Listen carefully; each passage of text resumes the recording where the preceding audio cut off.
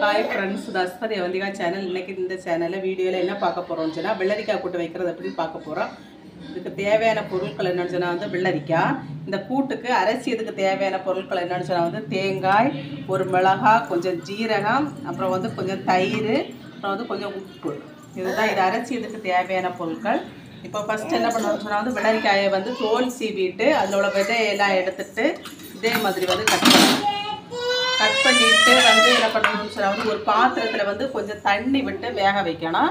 வேக வச்சுட்டு என்ன பண்ணணும்னு சொன்னால் வந்து இந்த தேங்காய், பச்சை மிளகு, ஜீரகம், அதுக்கப்புறம் வந்து இந்த தண்ணிக்கு பதில் இதில் வந்து இந்த தயிர் விட்டு அரைச்சிருக்கேன், கொஞ்சம் உப்பும் சேர்த்து அரைச்சிருக்கேன். இந்த வெள்ளரிக்காய் வெந்ததுக்கு பிறகு என்ன பண்ணணும்னு சொன்னால் வந்து இந்த அரைப்பை வந்து இதில் கொட்டணும்.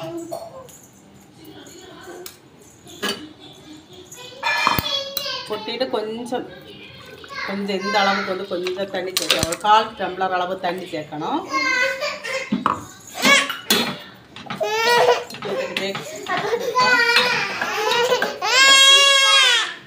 இது கொதிச்சா அதுக்கு முன்னாடி நம்ம தாளிச்சலாம். இது தாளிச்சதுக்கு தேவையான பொருட்கள் என்னன்னு சொன்னால் வந்து தேங்காய் எண்ணெய், கடுகு, அப்புறம் வந்து கொஞ்சம் கறிவேப்பிலை. இதான் இது தாளிச்சதுக்கு தேவையான பொருட்கள்.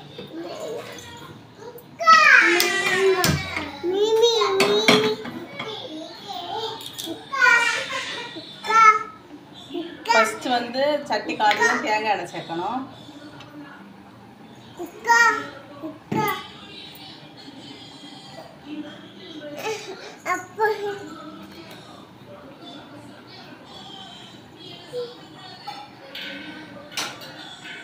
தேங்காய் எண்ணெய் காய்ச்சல் வந்து கடுகு சேர்க்கணும்.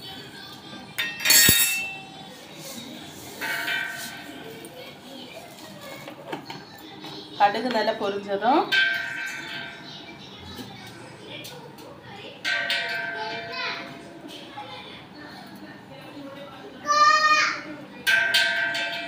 கறிவேப்பிலை சேர்க்கணும்.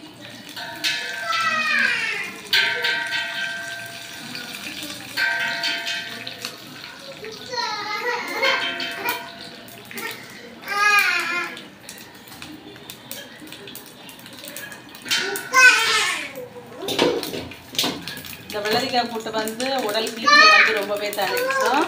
இதில் வந்து தயிர் வேற சேர்த்திக்கிறதுனால வந்து ஹீட்டுக்கு வந்து ரொம்ப நல்லது. இப்போ வந்து தாளிச்சதுக்கப்புறம் இதை வந்து இந்த கூட்டுக்கு மேலே வந்து அவ்வளோதான் ஃப்ரெண்ட்ஸ், வெள்ளரிக்காய் கூட்டு வந்து ரெடி. இந்த வீடியோ பிடிச்சிருந்தா லைக் பண்ணுங்கள், சப்ஸ்கிரைப் பண்ணுங்கள்.